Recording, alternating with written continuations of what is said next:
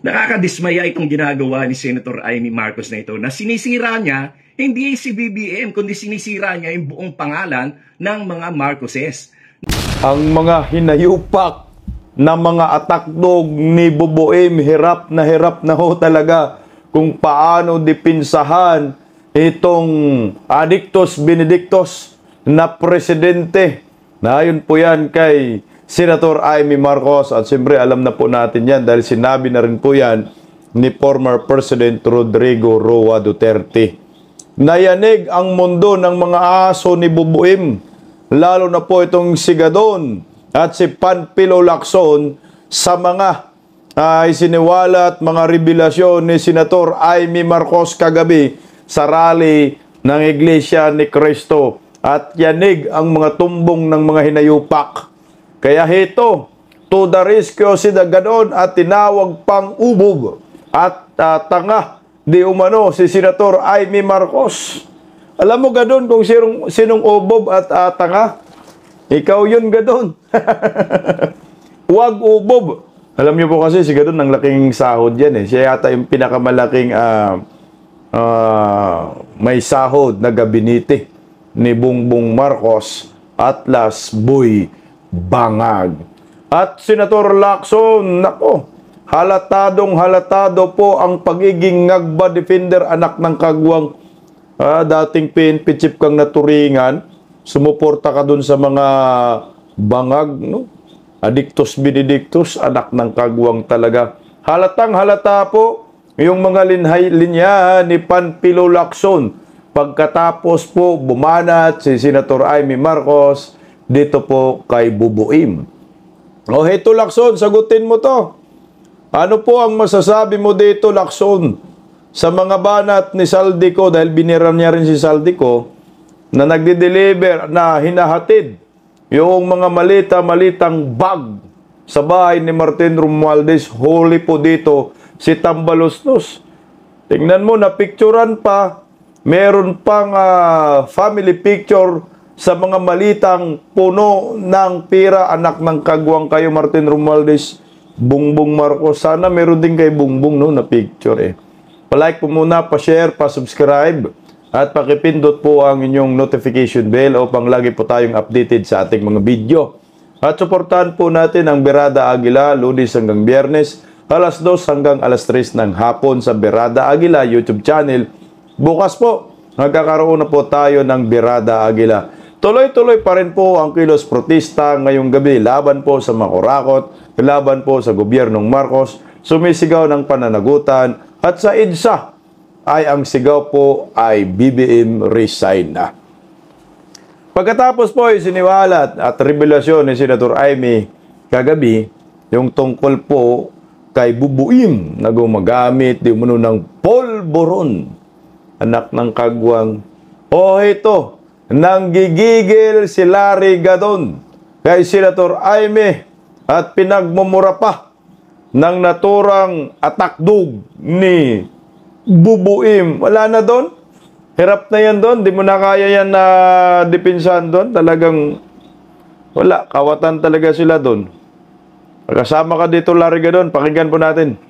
Nakakadismaya itong ginagawa ni Senator Amy Marcos na ito na sinisira niya hindi si BBM kundi sinisira niya yung buong pangalan ng mga Marcoses. Napakatagal ng panahon, more than 30 years, no? 36 years na niyuyurakan, sinisipa, dinadaganan, tinatadyakan ang kanilang pangalan sa paninira. Na ngayon na ang mga Pilipino ay nagising sa katotohanan na lahat ng paninira ay isinantabi nila at kanilang ibinoto si Pangulong Bongbong Marcos para maituwid ang kasaysayan at upang gumanda ang takbo ng Pilipinas at makabawi tayo sa lahat ng mga pangyayaring mga lumugmok sa ating bansa. Tanga.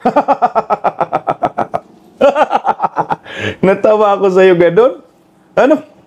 Anong mapaganda ang ating bansa ni BBM kaya binoto siya? Dahil sa mga maling paninira laban sa kanila, wala na pong sisirain yan. Sirang-sira na po yan, Larry Gadon, itong si BBM. Anong aayusin ang Pilipinas makabangon? Iputangin lalong binaon ng amo mong nakangiwi ang pangalulo mo Gadon. Tulog ka ba? May nagawa ba si Bubuim sa 3 taon? Wala po siyang nagawa. Kaya tumahimik ka, animal ka, dahil ikaw ay mukha kang pera, kaya hayan. Depensa ka to the max. Sabi mo, hindi lang si BBM ang sinisira, kundi pamilyang Marcos. Actually, wala namang sisirain na sa pamilyang Marcos. Matagal na pong silang nasira. Sirang-sira na po sila. Kumapit lang po sila sa nung nakarang eleksyon sa mga Duterte at akala mo na bango na talagang apelyido nila dahil nanalo. Nanalo lang naman si BBM dahil po kay Vice President Inday Sara at sa mga Duterte na trinidor din ho ninyo. Taka naman siya doon talaga para namang lus-lus mo doon. Ngayon ay sinisira niya. Sinasabi pa niya na nag-drug user daw si BBM at kaya pinakasalan ni Lisa ay upang maging matuwid ang kanyang buhay. Napakalaking kalokohan yan. Huwag nating maliitin ang pagmamahal ni First Lady Lisa Araneta Marcos kay Pangulong Bongbong Marcos sapagkat noong panahon na yon ay dapang-dapa sila.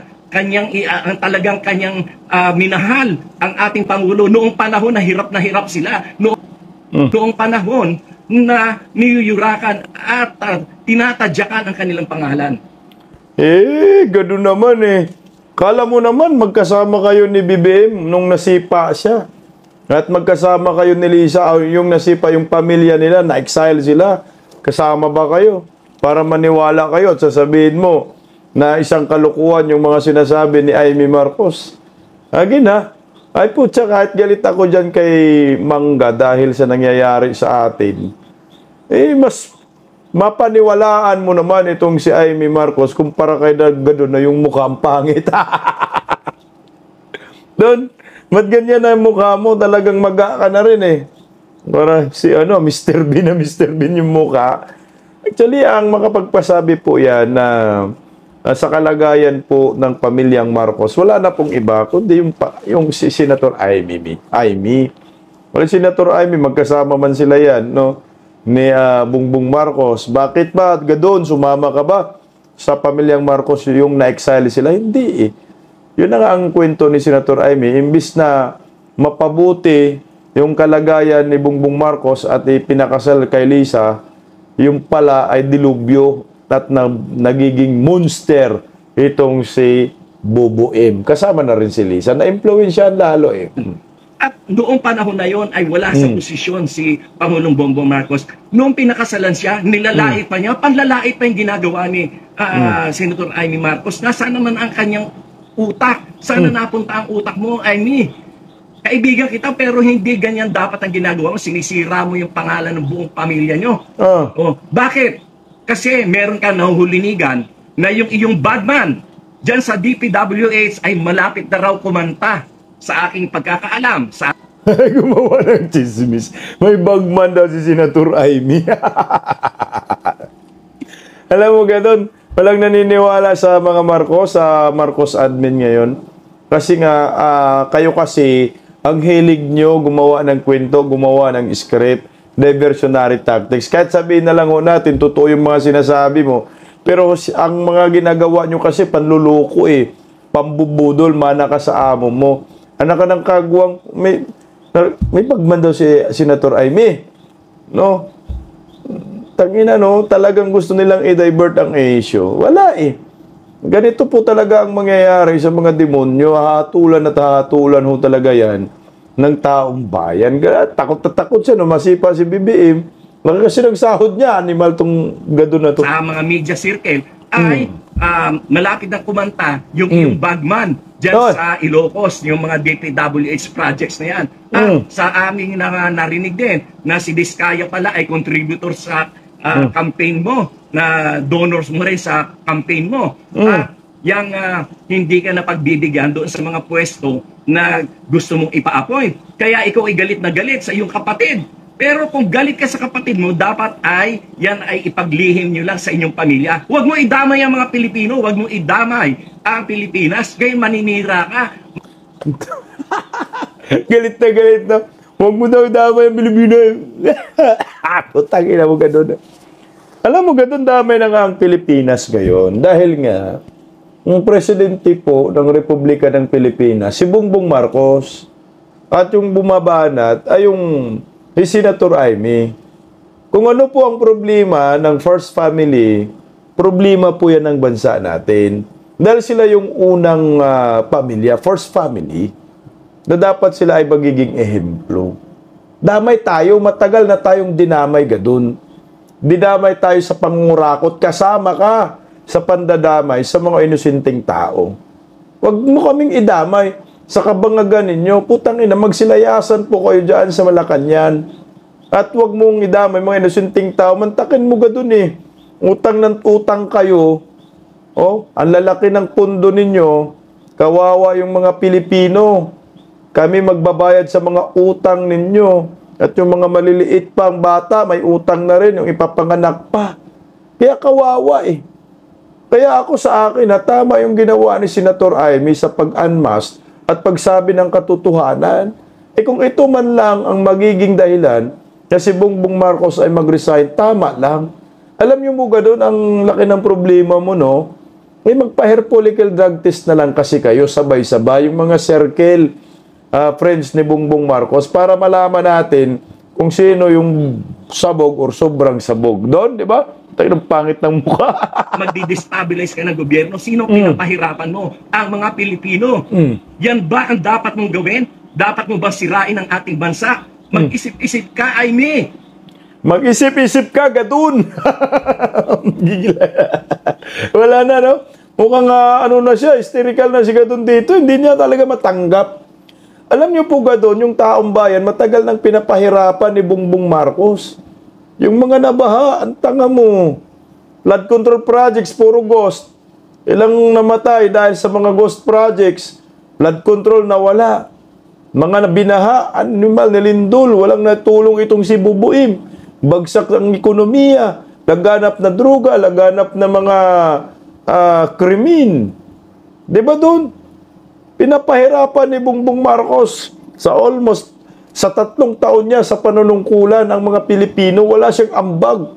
Ang sabi nga ni Mama Lutikia, pabigat si Bongbong Marcos sa Pilipinas. Kaya itong mga hinayupak na mga defender ni Bubuim, hindi na alam kung ano ang gagawin nila para lang iligtas ang kanilang amo sa kabalbalan. Alam mo, simple lang, hair follicle drug test para matapos. Nasaan ang utak mo?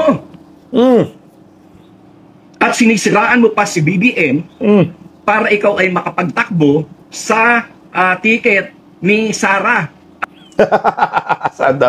Saan daw ang utak ni Amy? Alam ka naman, sa puwet. Nasa ulo, ikaw ganun. Saan ba utak mo? Baka nasa talampakan. Gigil kang hinayupa ka eh.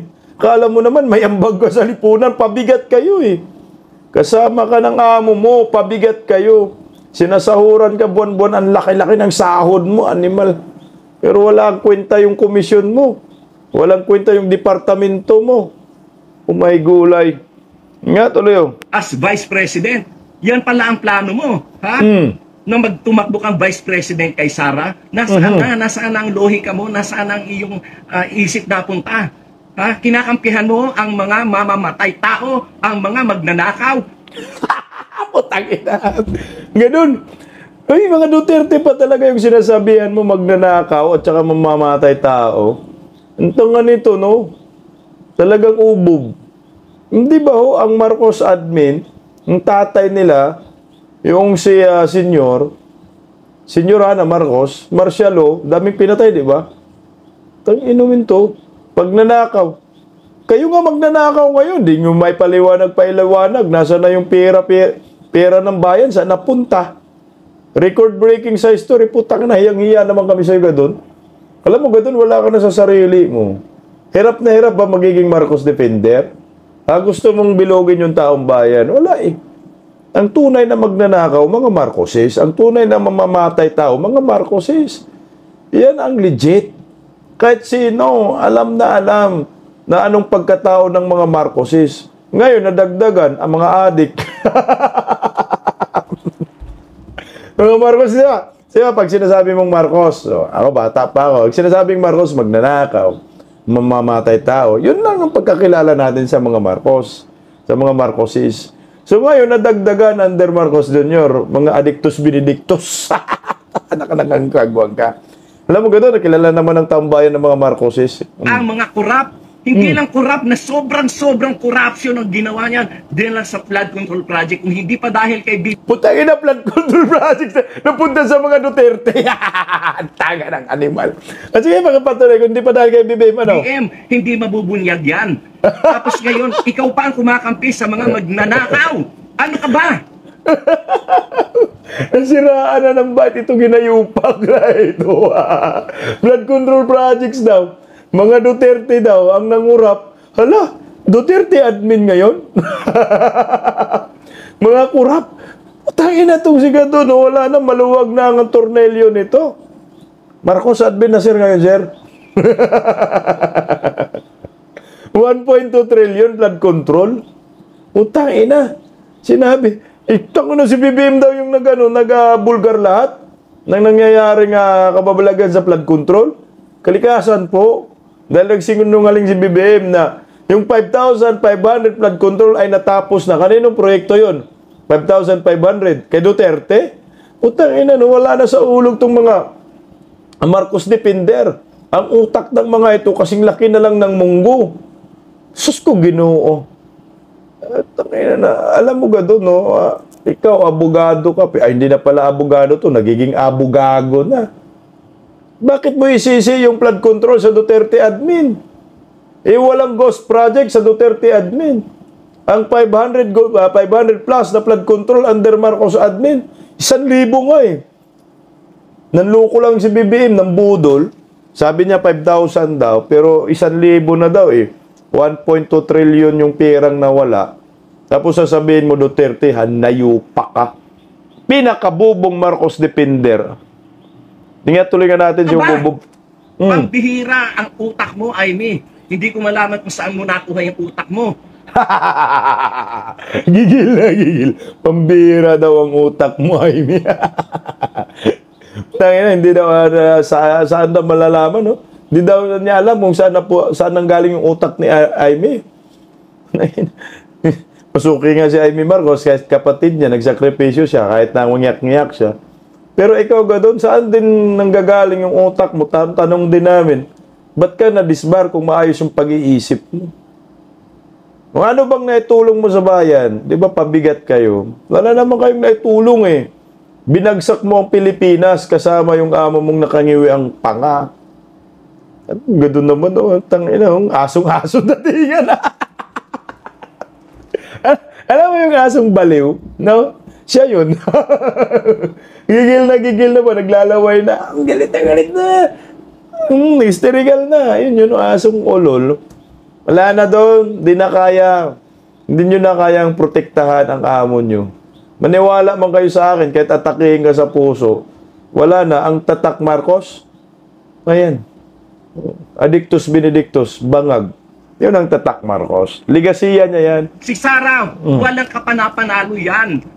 Pagka-presidente, kayo lang ang nagsasalita ng ganyan sapagkat Utang ina nga gano'n.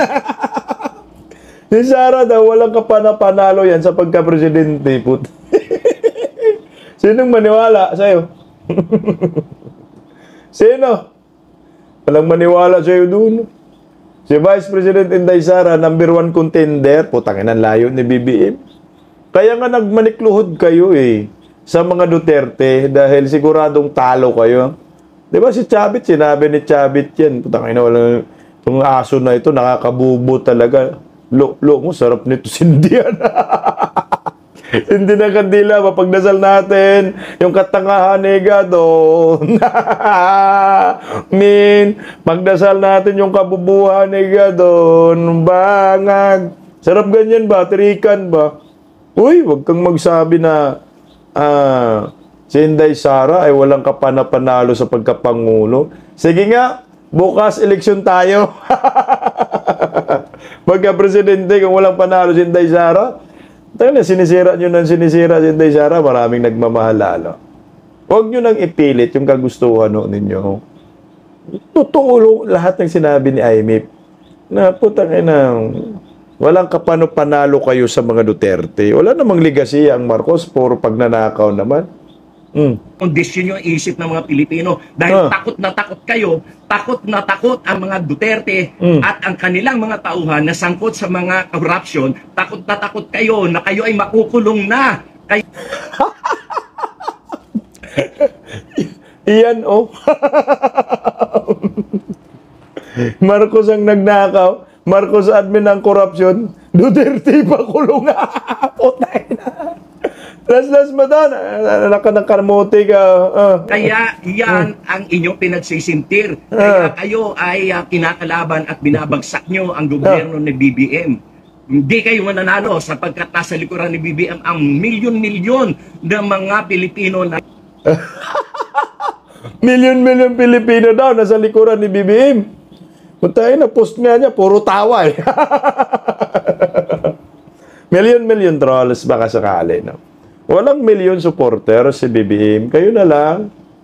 Huwag kayong mag-alala. Masyado ka naman takot na gadun eh.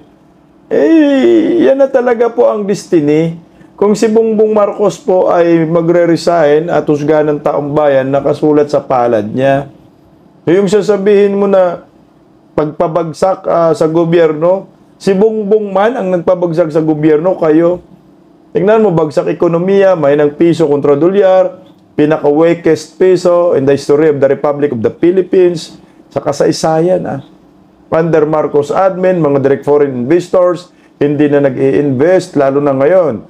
Nalaman yung revelasyon ni Senator Aimee tungkol sa kanyang kapatid, talagang iiwanan po ang Pilipinas ng mga investors. At yung mga karatig bansa na mga leaders, puta, hindi po yan haharapin si BBM dahil adiktus. Naniniwala na ang buhay natin ngayon ay mas maganda at mas may tinatahak na direksyon. Ang buhay daw natin ngayon ay mas maganda at mas may tinatahak na direksyon. Sa'yo siguro, ikaw gadon, kasi laki masahod mo doon. Kaya masabi mo yan. Pero punta po kayo sa, ikaw, anti-poverty alleviation ba yung departamento mo? Putang ina, daming mahihirap ngayon eh. Anong tinatahak? Ibagsak nga ho ang ekonomiya. Anong magandang tinatahak? Papuntang impyerno?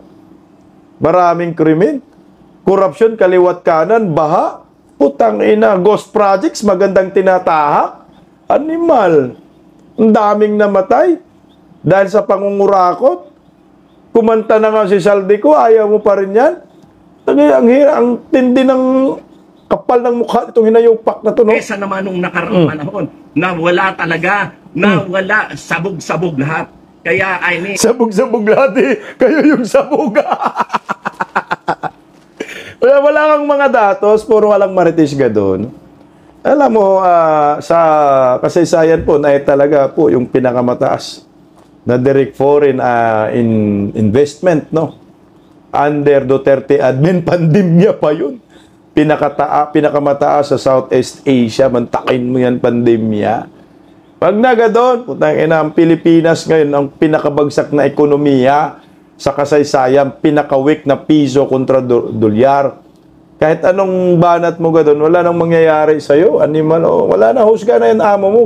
Mag-isip-isip ka. Hindi ka namin papayagan dyan sa ginagawa mo yan. Sapagkat kami mismo, kami mga Marcos loyalist, kami mga taong mga Pilipino na naniniwala sa kagandahan ng ating demokrasya ang magiging kalaban mo. Hindi. Kaming mga taong Pilipino, mga taong bangag. Yung mata mo, asok-aso. Alam mo, Mr. Bean, alam mo ganoon, pag yung mga tsuri lang yung ginanangyayari, yung pinagsasabi mo, wala kang facts, wala kang basihan. Pero pag itatabi natin, ikaw at saka si Aimee, hindi mas dihamak, mas credible si Aimee kumpara sa'yo. Ikaw na-disbar ka diba? Natanggal ka sa pagkabugado dahil masama kang tao. Hindi ka naman tatanggalin kung hindi ka masamang tao Ewan ko lang kung may maniniwala kayo doon. Meron siguro mga ensaymada vloggers, bubunis ng tanganisa, yan ang maniniwala. Pero by this time, ang tao matalino na rin eh. Hindi na madadala sa mga ganitong sindak-sindak na hinayupak na to. Hindi ka naman nanalo kahit kailan. Gusto niyong pag-risk. Ay nako, hindi ka mananalo kahit kailan. Diyan ka na naman nagkamali ka doon. Alam mo si Senator Jaime, yung sumasama po sa ticket ng kapatid niya, nakaraang eleksyon na, talagang bagsak, no? Bumabagsak sa rating si Senator Jaime. Noong kasama si Senator yung Villar, si Villar, no? Si Villar, si Camille Villar. Kasama yan sila, bagsak yan eh. Noong humingi ng endorsement kay Vice President Inday Sara, yung dalawang babae na yan, Camille at saka si Amy, nahatak talaga ho sila. Ganun po yung endorsement power ni Vice President Inday Sara kalakas. Kaya nahatak at nanalo pa. Kumapit. Dahil last minute nagpa-endorso. Nabuto ng mga supporters ni Tatay Digong. Kaya nanalo. Ikaw nga doon, hindi ka manalo-nalo eh. Kung malakas ang Marcos loyalist, bakit talo ka? Ilang bisis, Grand Slam. Pang-apat na bisis na pagtakbo, talo pa rin eh. Si BBM, ilang piraso lang naman kayo na nagsasabi niyan. Takot kasi kayo na malapit na kayong ma-corner, malapit na kayong makasuhan. Putang ina, no? Bakit ba Duterte ang ma-corner? Eh kayo na nga yung na-corner ni Saldico. Marcos Rizal, ilan lang daw kayo? Putang ang dami. Magpasorbi ka sa sarili mong FB page. Sige. Try natin, malaman natin kung totoo yung mga pinagsasabi mo doon. Malapit na kayong makulong kayo na mga kalaban ng politika sa administrasyong BBM. Putang ina, malapit na kayong makulong. So ang kanilang direksyon, ipapakulong lahat ng mga kalaban sa politika ni BBM. Inamin mo na rin na meron kayong political persecution na nangyayari. Tangina no, nahuhuli talaga sa bibig itong mga ubob na mga defender ni BBM. Inamin mo tingnan mo naman, di rin naman yan may tago na rin eh. Lahat ng mga lahat ng mga nag-criticize sa inyo kay nakasuhan. O, former President Duterte, kinidnap ninyo, ginago. Yun ang ginawa ho ninyo. Diyan kayo magaling. Sa panggigipit, Pastor Apollo Sikibuloy, pinakulong ninyo. Diyan kayo manggagaling sa pangharas, panggigipit. Hari Roque, ang dami na pong ginaguho ninyo eh. Ba't gigil na gigil ka, galit na galit ka, ni Malka? Nagsisigawan kayo, ilang piraso lang kayo gusto mag-resign, samantalang mas marami ang naniniwala at kumakampi kay Presidente Bongbong Marcos. Eh, bakit ka nabahala kung ilang piraso lang kami? Marami naman pala kayo, maraming mga bangag supporters pala, no? Ang dami. Pero ikaw, tangina, takot ka. Yung mga aligasyon yun ng mga adik-adik na yan, lumang tugtugi na yan, wala nang bumibili dyan. Lumang tugtugi na yan. Oo, kasi noon bangag na, hanggang ngayon, bangag pa rin, wala na daw bumibili. O sige nga, magpa-hair follicle drug test para maniwala kami sa'yo, Gadon. Kahit nga noon pang binabato yung issue kay President Bongbong Marcos, anong nangyari? For the first time, a majority elected president ang ating naihalal for the first time. At for the first time, nagkaroon ng boto na pagkarami-rami ng 31 million plus. At yan ay kauna-unahang nangyari. At yan ay 31 million boto ni BBM. Kay Inday, ilan? 32 million. So ngayon, yung mga bubonista, 1 million lang. Taka ng taong ito, no? Kahit sa kabila ng paninira kay BBM, na siya ay adik, na siya ay kung ano-ano mga ibinato sa kanya, still, ibinoto siya ng mga tao ng napakarami for the first time majority sa presidential election. At yung mga adik-ating nan, lumang tugtugi na yan, wala nang bumibili dyan. Kayo lang na mga bumibili dyan, yung mga kulang, yung mga bobo. Higil ang buwang. Ganon, uminom ka ng tubig, baka atake ka sa puso, mapaglamayang ka pa. Mga ubob to ko. Ay, tangina na. Alam mo, ganun, naintindihan ka namin na nag-hysterical ka. Pero wala kang kredibilidad. Yung mga pinagsasabi mo, malayo sa katotohanan. Sinabi mo, majority votes daw, first time nakuha. Ay putyang ina eh. Kay Duterte, majority votes eh. Nakuha na rin ho yan. Pinakamaraming boto, mali ka dun eh. Dahil ang pinakamaraming boto sa kasaysayan na nakukuha, si Vice President Inday Sara, 32 million. Baka nakalimutan mo. Umangkas lang naman iyan si Bubuim kay Inday. Kaya yung yabang mo, tigil mo na nga yan doon. Tulog mo na lang yan. Kain mo na lang yan. Mag-inom ka na lang ng beer. Para wala pa namang beer sa langit. Minom ka na lang. Ilaklak mo na lang. Tanggapin nyo na bagsak na kayo. Tanggapin nyo na sinusuka ho kayo lalo ng maraming Pilipino. Kahit anong depensa nyo po kay Bongbong Marcos, ay lalabas at lalabas ang katotohanan. Kahit anong cover up ko ninyo, wala na pong maniniwala sa inyo. Kay BBM, kay Martin Romualdez, wala na pong maniniwala. Kagaya itong si Panfilo Lacson, grabe talaga ang cover up niya dito sa kay BBM. Lumalabas bangag defender talaga itong si Lacson. Talagang wala nang magandang ginagawa itong senador na ito. Siguro, utang niya sa kay BBM, yung pagkapanalo niya, last election, dahil talo naman talaga yan, biglang nananalo, sinusuklian lang siguro. At saka yung pagkatalaga niya ng Senate Blue Ribbon Committee Chairman, utang rin yan kay BBM at kay Martin Romualdez. Kaya ang pagdepensa ni Panfilo Lacson kay BBM, sobra-sobra. Tingnan mo, yung banat ni Senator Amy kagabi, sumagot din siya. Talagang halatang-halata yung pagka-defender ni Lacson ay pinoprotektahan niya si Bongbong at gusto niya malihis ang katotohanan. Pakinggan natin yung sinabi niya. Kasi tayo, mag-aaway man yung magkapatid, di ba, nalilimit yung usapan within the confines of the home. Or at most, minsan, binubulong sa mga kaibigan na sinisira yung kapatid. But not in front of hundreds of thousands of Filipinos. Yan kasi Gadon, putang na, pareho lang sila kasi na Gadon. Yan kasi Lacson, okay, tama yung sinabi mo, applicable yung sinabi mo, pag yung pamilya ay ordinaryo lang. Yung hindi politika, yung normal lang na pamilya. Pero ito po kasi Lacson, ang pamilyang pinag-uusapan natin ay first family. Sila po yan Marcos sila nasa kapangyarihan ngayon Kaya normal po na yung away na ito ay hindi ito personal Ito ay may kinalaman sa ating pagka-Pilipino na dapat malaman po nating lahat kung anong klaseng pangulo meron tayo. Kasi kung magbulag-bulagan tayo sa pagkatao ni Bongbong Marcos, ano po ang future ng ating lahat, ng ating bansa. Alam niyo po, nasa Constitution po yan Dapat totoo ka sa mga Pilipino. Kasi pag hindi ka totoo, tinatraidor mo. Kaya nga mayroong tinatawag na betrayal of public trust Ito ay pagtatraidor ni Bongbong na inilihim niya sa maraming Pilipino na siya ay mahilig sa pulburon, lulong sa pulburon.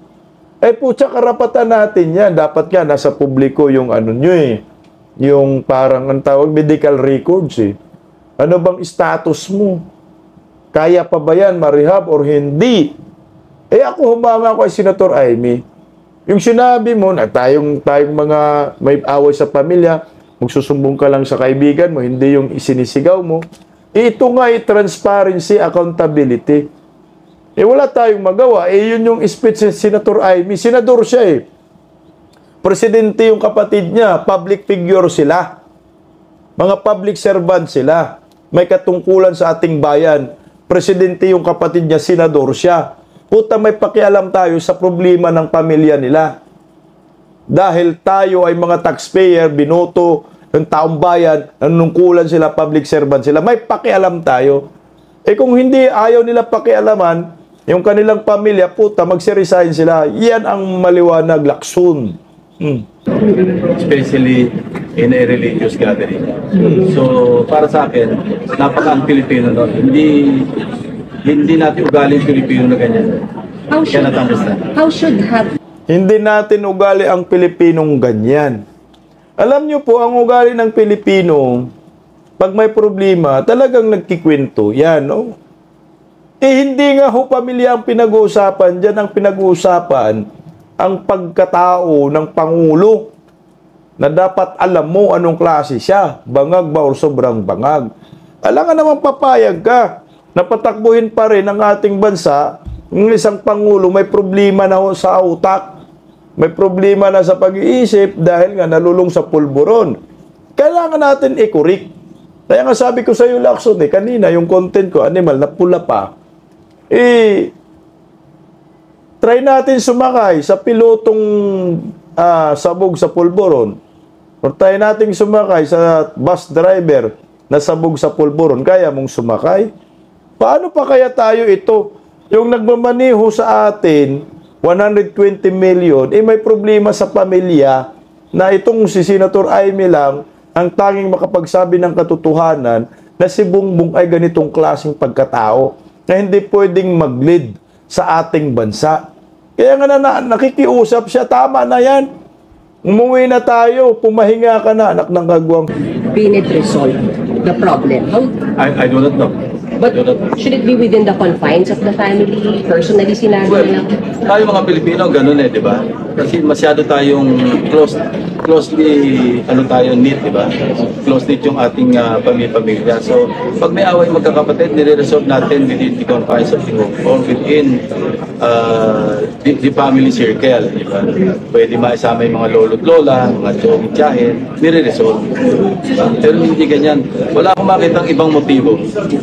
Stop muna natin si Lacson. Again, ulitin ko.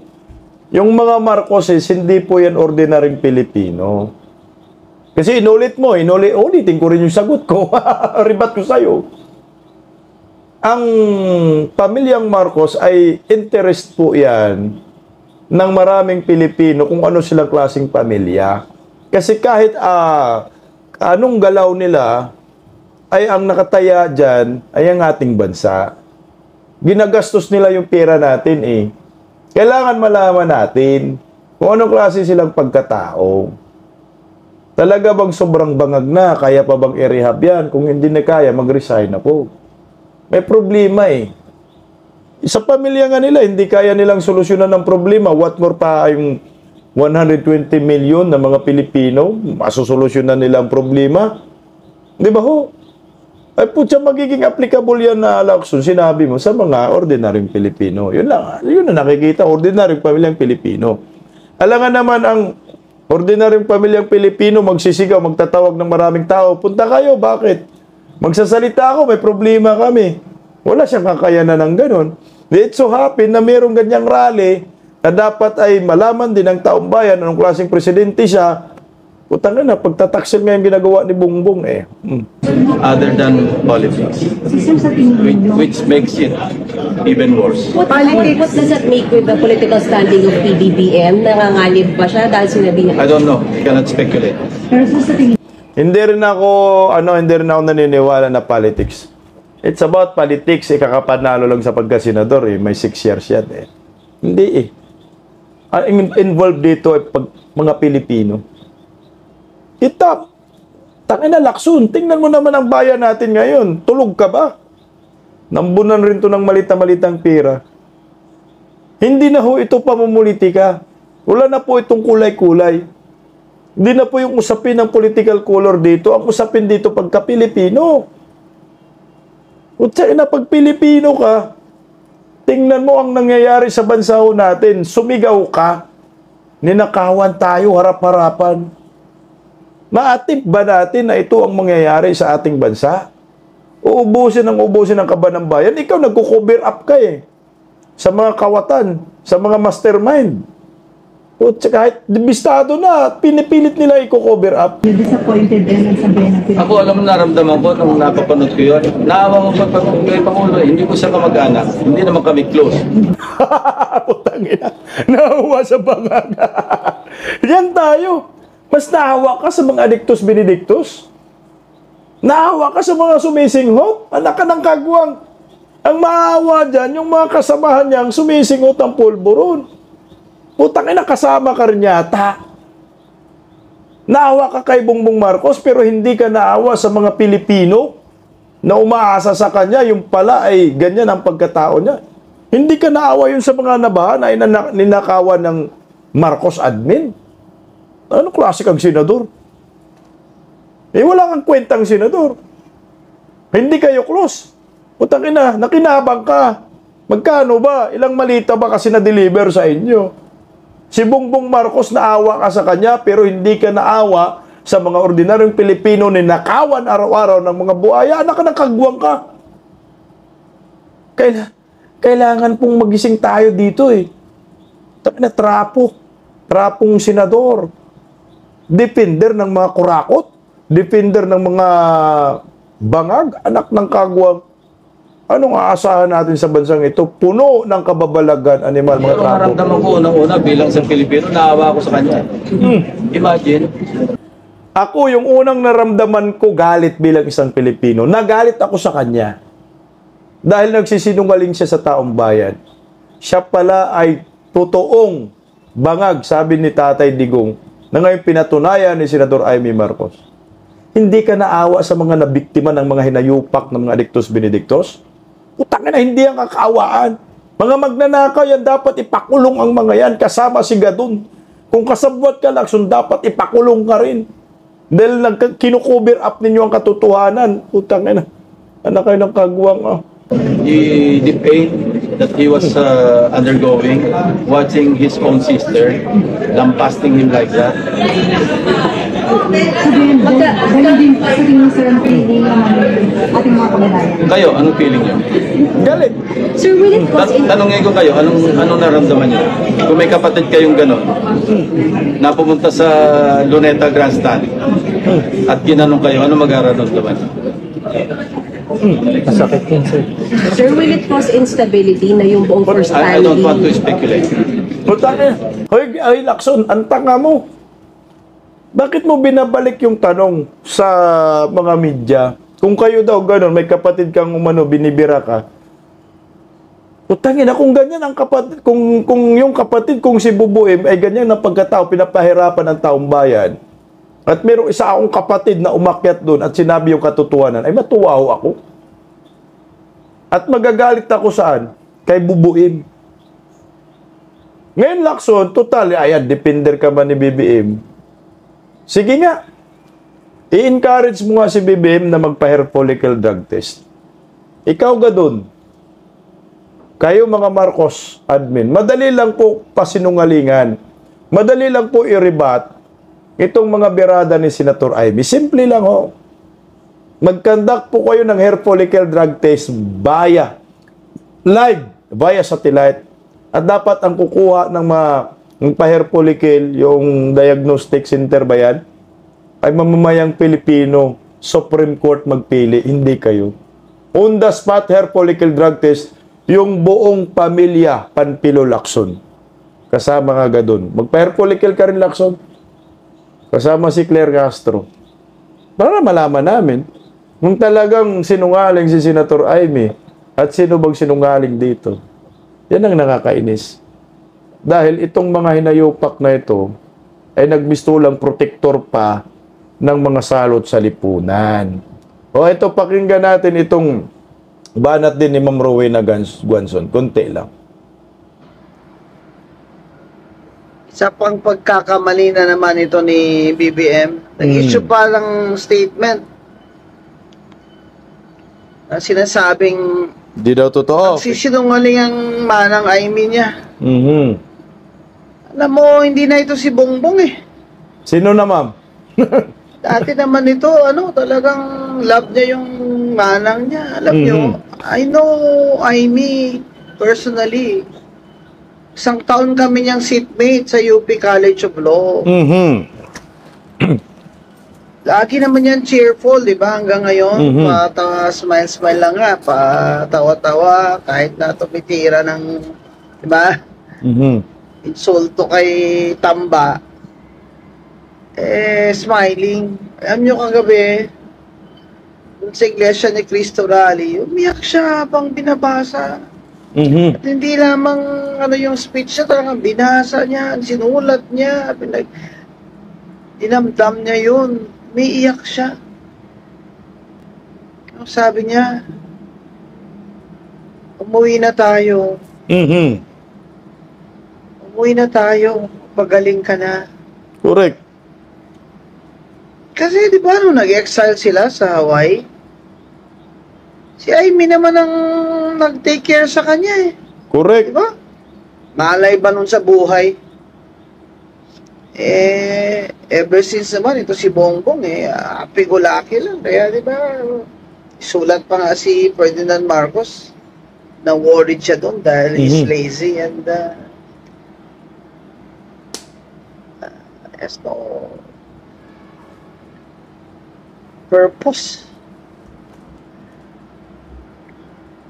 Kaya kayo nagsasabing umarte lang si Amy, wala kayo doon. Rally. Correct. Hindi nyo siya kilala. It must have taken a lot for her to say this. Where she will be heard by the world. Son? Okay mga kabisdak, medyo ikat lang po natin dun. Actually, tama po dito si Ma'am Rowena Guanzon. Dahil si Ma'am Rowena ay nandoon sa naturang pagtitipon sa INC at mangiyak-iyak kita mo. Tsaka may hugot din si Senator Amy. Tsaka naawa si Senator Amy na sa Pilipino. Hinahamon nga natin si Senator Amy, magsabi ka ng totoo. Ano ba kasi ang pagkatao ni Bongbong Marcos? Ayan, sinabi na ho niya. Ngayon, ibabash natin. Ito na nga ho Talagang kilala ho ni Amy Marcos. Itong first family. Sabi pa nga niya, nag-aalok daw ng pulbos sa kanyang anak na impluwensyahan. Tingnan mo yung anak niya, nakikita ko rin Wala na. Bad influence itong pamilya ni BBM.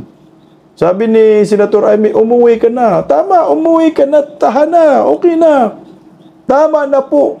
Yung kagaguhang ito, kalukuhan ito.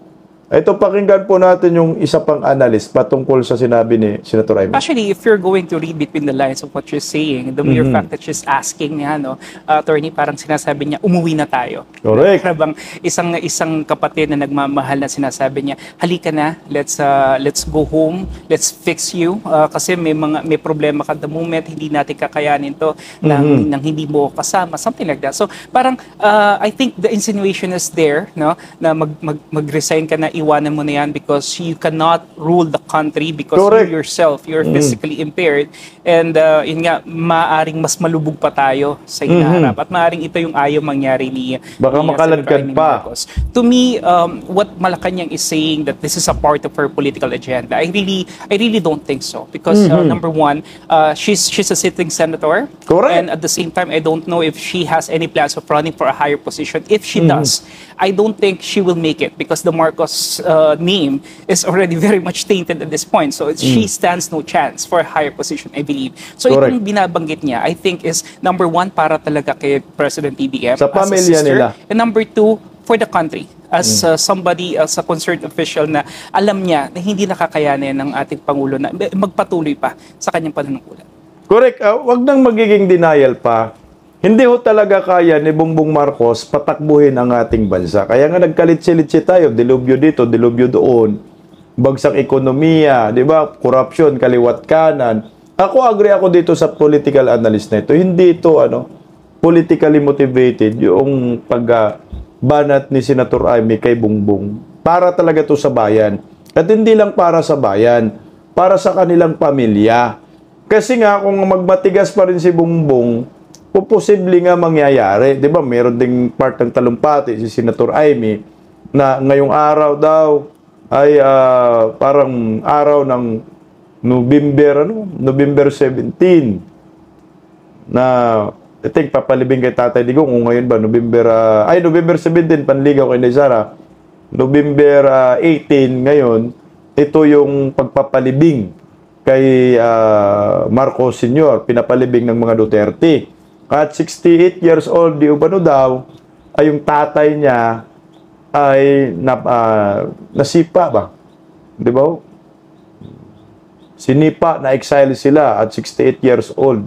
Hinusgahan ng taong bayan. At ngayon, si Bongbong Marcos daw ay 68 years old din.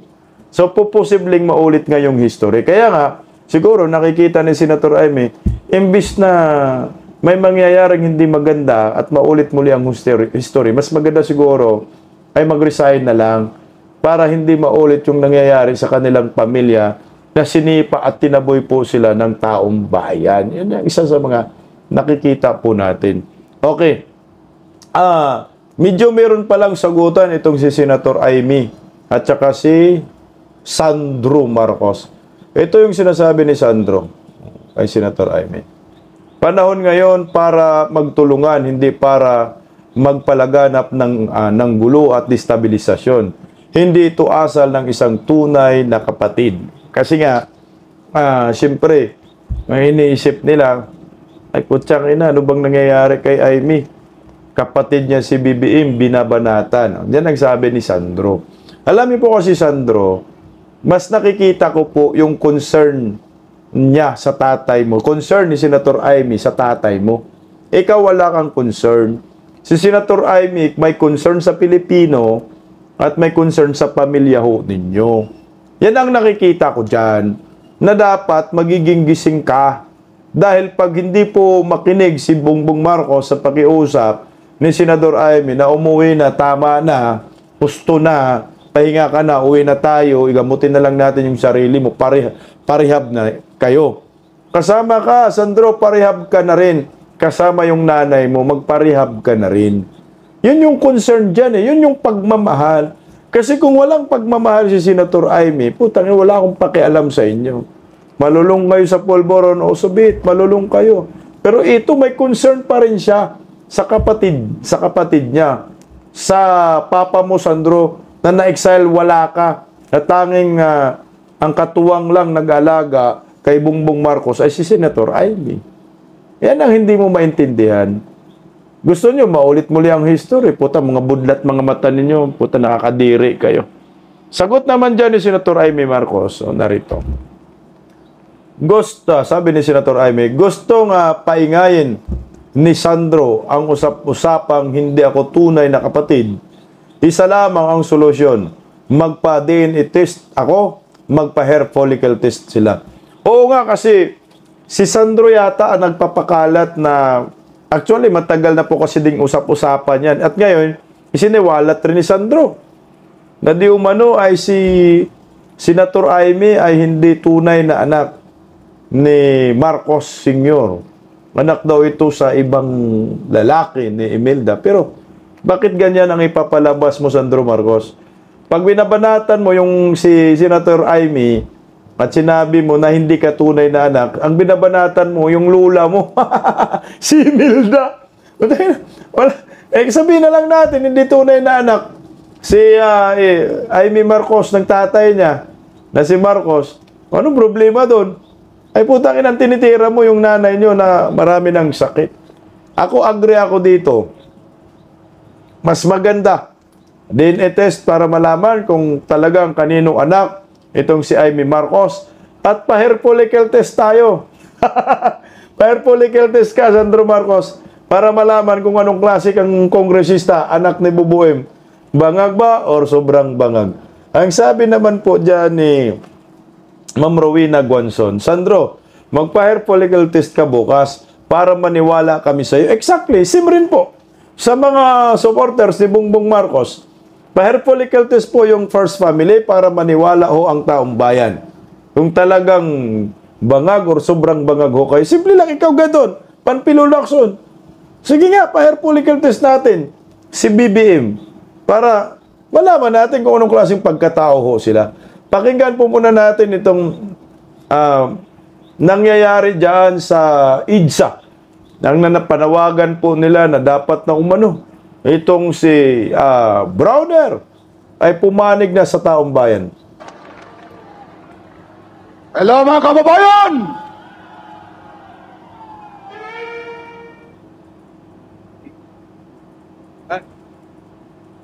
Yan. Kagabi po yan, pagkatapos po mag-speech ni Malinaw na Senator Amy. malinaw! Hindi karapat-dapat ang ating Pangulo, mga kababayan!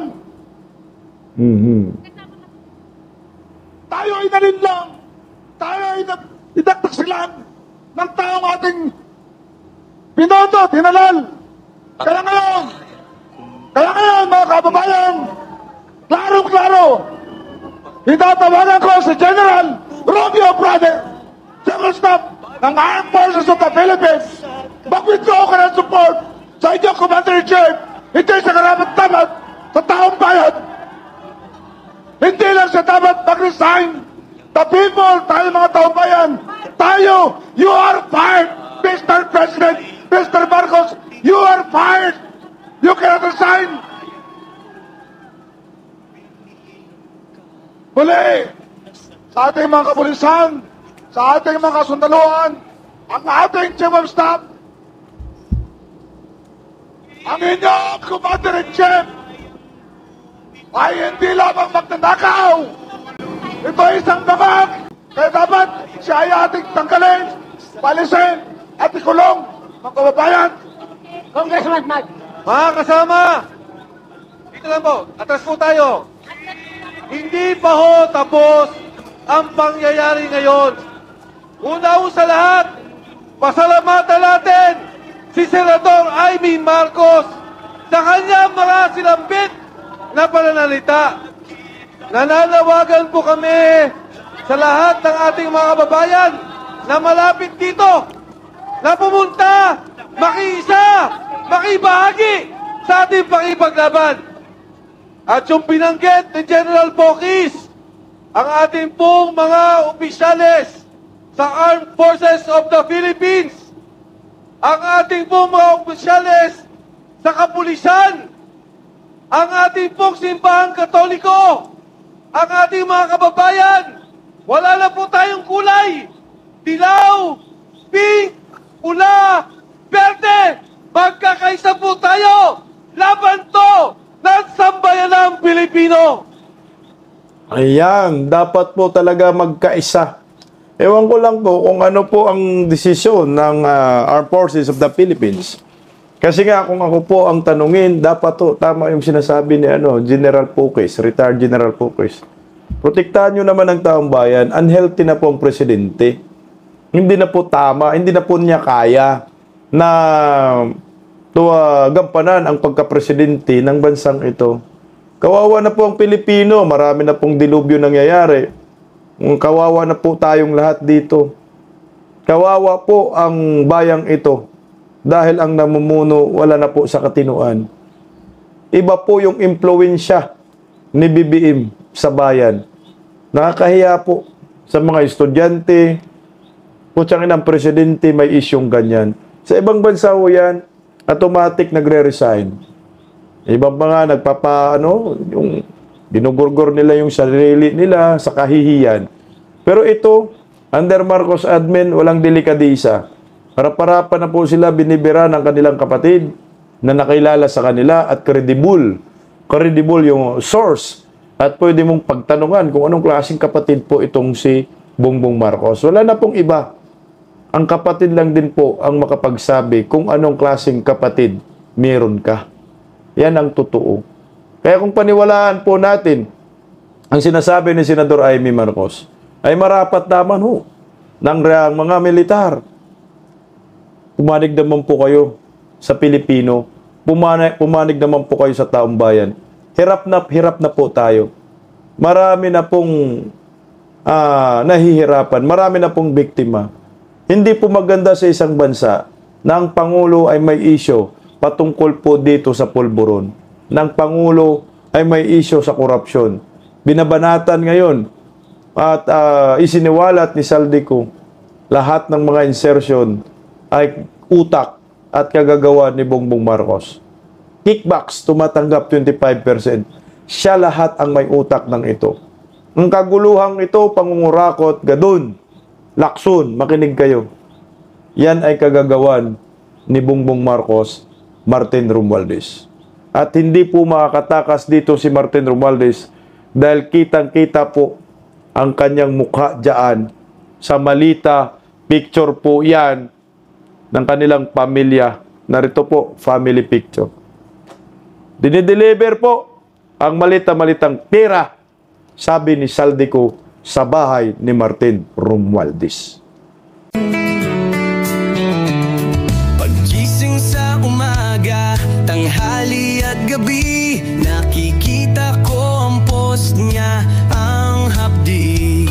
Paano nga ba to? Di ako makatanggi.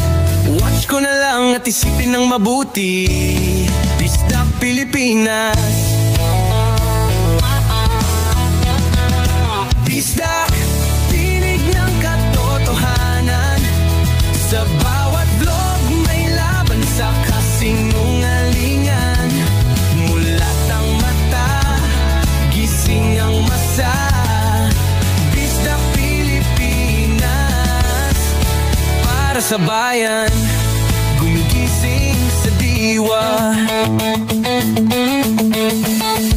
Sa likod ng kamera, tapang ang dala, walang sinasanto kung mali ang gawa. Hinay-hinay, pero palaban. Boses ng tao sa digital na labanan. Bisdak, tinig ng katotohanan. Sa bawat vlog may laban sa kasinungalingan. Mulat ang mata, gising ang masa. Bisdak Pilipinas, para sa bayan, gumigising sa diwa.